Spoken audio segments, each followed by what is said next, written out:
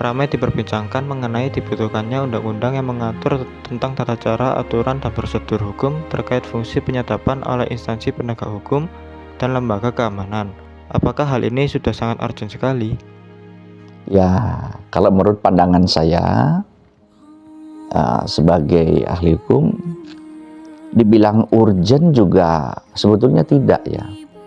Hanya kalau kita ingin mempercepat ya penindakan terhadap kasus-kasus korupsi, mungkin ya satu-satunya strategi atau manuver itu dengan cara penyadapan.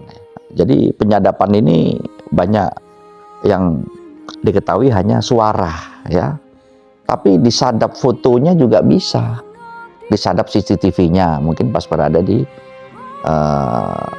hotel ya, di tempat pertemuan atau di tempat umum, bisa saja gitu loh. Jadi penyadapan ini kalau di kita mungkin ya baru-baru ini aja lah ya mulai tapi kalau di luar negeri agen-agen spionase itu sudah sering menggunakan fungsi penyadapan ini gitu loh. Karena kan berkaitan dengan siapa yang menguasai informasi, maka dia akan lebih unggul gitu melakukan segalanya dan mengetahui segalanya untuk mengambil tindakan lebih lanjut.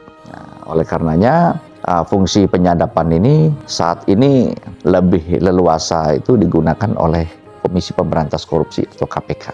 Tidak dapat dipungkiri pula bahwa keberhasilan KPK dalam mengusut tuntas ya kasus-kasus besar korupsi itu juga dari proses penyadapan. Walaupun alat bukti sadap ini tidak berdiri sendiri ya, harus dikuatkan juga dengan alat-alat bukti yang lain gitu loh.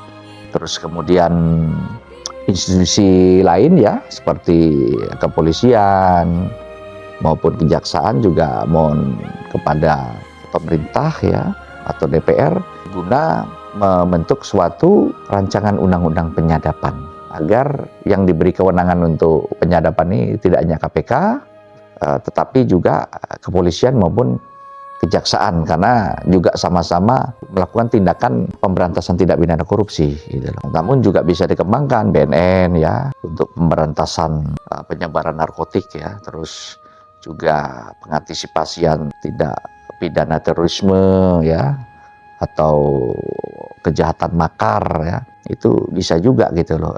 BNPT ya, BNN ya, BIN, kemudian BAIS ya, Badan Intelijen TNI, atau institusi penegak hukum dan keamanan yang lain berhasrat lah akhirnya ingin juga memperoleh kewenangan penyadapan tersebut agar langkah ini lebih maju dalam memberantas segala kejahatan.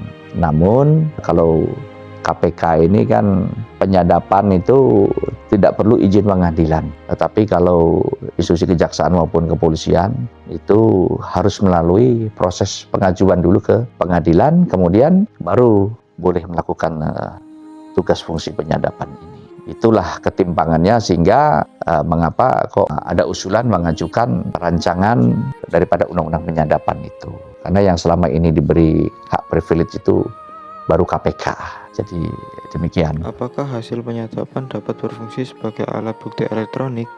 Ya, yang saya katakan tadi, kalau dikatakan bisa dikatakan sebagai bukti elektronik, faktanya pengadilan tindak pidana korupsi itu dalam proses persidangan, jadi dia merilis ya, memutar gitu loh rekaman sadapan ini. Sehingga dari hasil sadapan terdakwa kasus korupsi itu dikaitkan dengan bukti-bukti yang lainnya, itu cukup relevan dan diyakini oleh majelis hakim ya yang memeriksa dan mengadili perkara sehingga menyatakan sah tindak pidana korupsi ini. Dan juga operasi tangkap tangan atau OTT itu juga berhasil gitu loh. Jadi bisa cepat disikapi dengan proses penyadapan ini. Walaupun biasanya diakselerasikan ya, baik penyadapan kemudian buktinya apa itu PPATK. Jadi juga memberikan data-data aliran dana tersebut. Jadi demikian kalau menurut pendapat kami.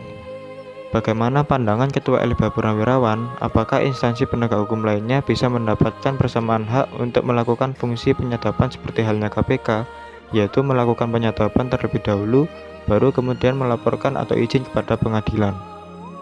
Ya, yang saya katakan di pendahuluan tadi, ya, ini kan ada suatu pilih kasih ya tentang kewenangan para penegak hukum ini. Padahal antara kepolisian, kejaksaan, dan KPK sama gitu loh dalam penindakan korupsi ini.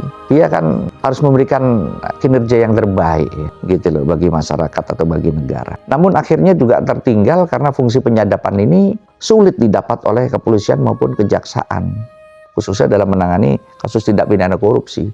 Minta izin pengadilan dulu, kemudian pengadilan meninjau ya, mempertimbangkan diberikan atau tidak gitu loh. Kemudian akhirnya juga mungkin ya kadaluarsa ya, sehingga tidak efektif gitu loh.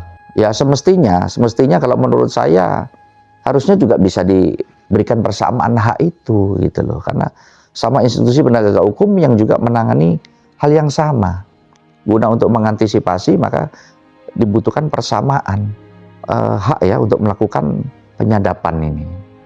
Namun perlu diantisipasi, saya khawatir kalau penyadapan ini nanti disalahgunakan, gitu loh. Bisa saja, misalnya suatu institusi ya kena masalah korupsi, dia kebetulan penegak hukum.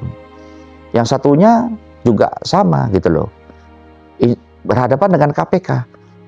Lah, akhirnya apa? Saling sadap. Ya. Yang satu menyadap pejabat-pejabat KPK, yang satu juga menyadap pejabat-pejabat penegak hukum ini gitu loh, atau kejaksaan maupun kepolisian. Saya khawatir nanti akan terjadi kasus seperti kayak kasus cicak melawan buaya ya, KPK waktu dengan Polri saat itu. Terus kemudian nanti ada politisi yang mungkin dia telepon-teleponan dengan pacarnya atau dengan istri mudanya atau selingkuhannya, disadap kemudian disebarkan ya untuk menjatuhkan nama baiknya atau menjatuhkan popularitasnya.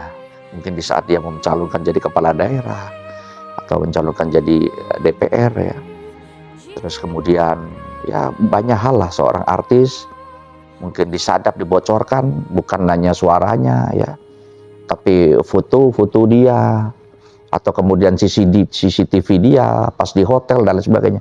Saya khawatir ini bisa kacau balau gitu loh. Memang penyadapan ini perlu, tapi kalau dikatakan urgensi juga tidak begitu amat. Tapi efek daripada penyadapannya harus dipikirkan betul gitu loh oleh pemerintah atau badan legislatif yang akan menggugulkan daripada rancangan undang-undang penyadapan. Gitu loh. Kalau menurut saya ya sebagai negara berkembang harusnya ya kalau kita ingin melakukan percepatan ya penindakan kasus-kasus hukum gitu loh yang sangat berpengaruh. Tapi kita perlu antisipasi, gitu kan? Karena undang-undang pun belum disiapkan, banyak kok alat sadap itu yang memiliki. Mungkin saya pun juga bisa memiliki itu, gitu loh. Ya melakukan sadap sana, sadap sini bisa saja, tapi itu sangat bahaya sekali kan. Pertama melanggar undang-undang ya, melanggar HAM. Mungkin kalau tersebar pun itu bisa merupakan masuk dalam undang-undang pasal 28, undang-undang ITE ya kan. Pencemaran nama baik dan sebagainya. Ya, jadi ini rawan sebetulnya. Jadi untuk sementara ya ditangguhkan dulu lah, biarkan KPK dulu. Ya nanti kalau para penegak hukum kita sudah dia betul-betul memenuhi sumpah janji ya sebagai aparatur penegak hukum yang benar, tidak menyalahgunakan, ya baru boleh. Tapi ini sangat riskan, jadi kalaupun rancangan undang-undang ini nanti disetujui, itu harus ada sanksi-sanksi yang cukup tegas bagi penyalahgunaan penyadapan ini ya, baik suara, video, foto dan lain sebagainya. Itu semua bisa disadap karena ini masuk kepada ranah intelijen gitu loh, untuk kepentingan negara. Menurut saya demikian.